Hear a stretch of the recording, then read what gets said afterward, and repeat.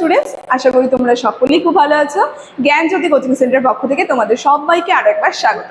তো আমি মীরা ম্যাম, আমি আজ তোমরা যারা যারা এসকেবিইউ ইউনিভার্সিটি আন্ডারে করছো, তোমাদের থার্ড সেমিস্টার মেজর 3 যে পেপার বেঙ্গলি সিলেবাস রয়েছে, সেখান থেকে আজ যেই বিষয়টা নিয়ে আমি তোমাদের সঙ্গে আলোচনা করব সেটা হচ্ছে মাসিক পত্রিকা যে রয়েছে, মাসিক পত্রিকা নিয়ে কিন্তু আজ আমি তোমাদের সঙ্গে মাসিক পত্রিকা সম্পর্কে আলোচনা করবো এই ক্লাসের মধ্যে। ঠিক আছে, ক্লাসটি শুরু করার পূর্বে আগে তোমাদের সঙ্গে খুবই একটা গুরুত্বপূর্ণ ইনফরমেশন আমি জানিয়ে দিয়ে যাই। তোমরা যার যারা ভাবছো আমাদের সঙ্গে এই সেমিস্টারে অনলাইন ক্লাস বা নোটসের জন্য যোগাযোগ করবে, তাদেরকে বলে দিই আমাদের সঙ্গে যোগাযোগ করতে হলে দেখো নিচে দুটি নাম্বার দেখা যাচ্ছে। এই নাম্বার দুটি হচ্ছে আমাদের Gyanjyoti coaching centre official helpline number. যে কোনো একটি নাম্বারের মধ্যে কল করে কিন্তু তোমরা আমাদের সঙ্গে সরাসরি যোগাযোগ করে নিতে পারবে। তার সঙ্গে এই সেমিস্টারে তোমাদের কোর্স ফি কি আছে সেটাও আমি বলে দিচ্ছি। যারা যারা বাঁকুড়া ইউনিভার্সিটি আন্ডারে পড়ছো, সরি বাঁকুড়া না, এসকেবিইউ ইউনিভার্সিটি আন্ডারে পড়ছো, তোমাদের থার্ড সেমের কোর্স ফি রাখা হয়েছে 599। ঠিক আছে, যারা যারা ভাবছো আমাদের সঙ্গে যোগাযোগ করবে, খুব তাড়াতাড়ি যে কোনো একটি নাম্বারের মধ্যে কল করে নিয়ে কিন্তু আমাদের সঙ্গে যোগাযোগ করে নিতে পারবে। তাহলে ক্লাসের আলোচনায় আমি চলে যাচ্ছি। দেখো, প্রথমে বলেছি আজকের আমার আলোচনার বিষয় হচ্ছে মাসিক পত্রিকা যে রয়েছে, মাসিক পত্রিকা সম্পর্কে আলোচনা। কি বলছে?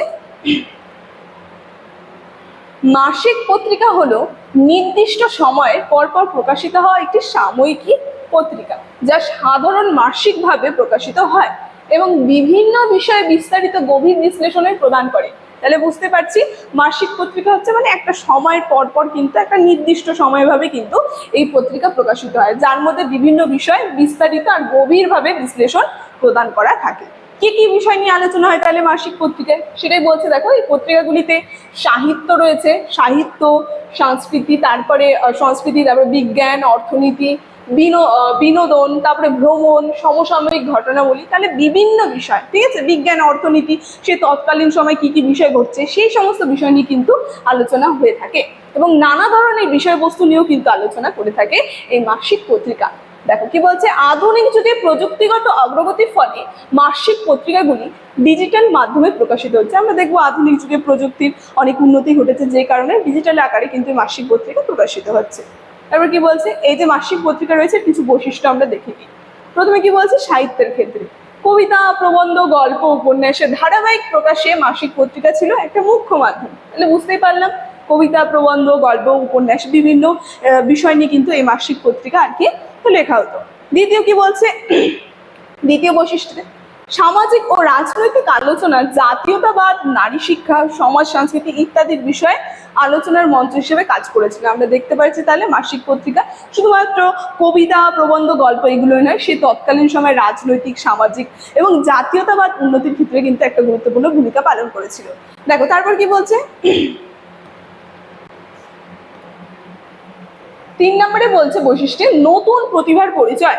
এবার রবীন্দ্রনাথ ঠাকুর থেকে শুরু করে প্রমোদ চৌধুরী, জীবনানন্দ দাশ প্রমুখ সাহিত্যিক প্রথমে মাসিক পত্রিকার মাধ্যমে পাঠকের কাছে পৌঁছায়। তাহলে বুঝতে পারছি যে বিখ্যাত যে সাহিত্যিকগুলো ছিল, রবীন্দ্রনাথ ঠাকুর, তারপর রয়েছে প্রমোদ চৌধুরী বিখ্যাত, তারপরে জীবনানন্দ দাশ, এদের কিন্তু আমরা দেখবো এই মাসিক পত্রিকা লেখার মাধ্যমে পাঠকের কাছে কিন্তু তাদের যে বিভিন্ন গল্প, কবিতা, সেই বিষয়গুলি পৌঁছে যাচ্ছে।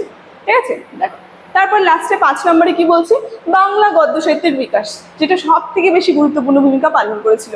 প্রবন্ধ, সমালোচনা, প্রবন্ধ ধর্মী নিবন্ধের মাধ্যমে বাংলা গদ্য শৈলী পরিণতি লাভ করে। ঠিক আছে, দেখো তারপর কি বলছে, কয়েকটা উল্লেখযোগ্য মাসিক পত্রিকা যে রয়েছে সেই সম্পর্কে আমরা জেনে নিই। সবার প্রথমে চলে যাচ্ছে ভারতী। সালটা, এই জায়গাটা না একটু ভালো করে তোমরা দেখে রাখবে, কারণ এখান থেকে তোমাদের সেই মাসিক পত্রিকাগুলির নাম, সাল এবং সেগুলির বিষয় কি এগুলি কিন্তু এসে থাকে এক্সামের মধ্যে। ঠিক আছে, দেখো প্রথমে চলে যাচ্ছে মাসিক পত্রিকার নাম হচ্ছে ভারতী মাসিক পত্রিকা।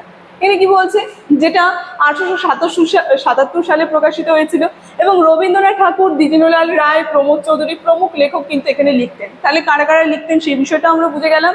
সবুজপত্র পত্রিকা একটা মাসিক পত্রিকা, যেটা হচ্ছে 1914 সালে লেখা হয়েছিল। এখানেও রবীন্দ্র উত্তর প্রজন্মের সাহিত্যের বাহক, যেখানে কল্লোল যুগের পূর্বাভাস পাওয়া যায়। ঠিক আছে, তাহলে সবুজ পত্রিকা আমরা দেখবো কল্লোল যুগে যে পূর্বাভাস মানে শুরু হতে চলছে সেটা কিন্তু পাওয়া যায় সবুজপত্র পত্রিকার মধ্যে। তারপরে রয়েছে প্রবাসী পত্রিকা।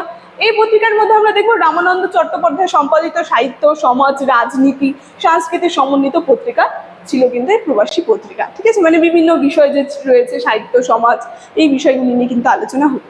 তারপর দেখবো আমরা যে মাসিক পত্রিকা সেটা হচ্ছে কল্লোল পত্রিকা। কি বলছে, আধুনিক সূচনার নতুন কবি লেখকের আত্মপ্রকাশের ক্ষেত্রে এই কল্লোল পত্রিকা কিন্তু একটা গুরুত্বপূর্ণ ভূমিকা পালন করেছিল।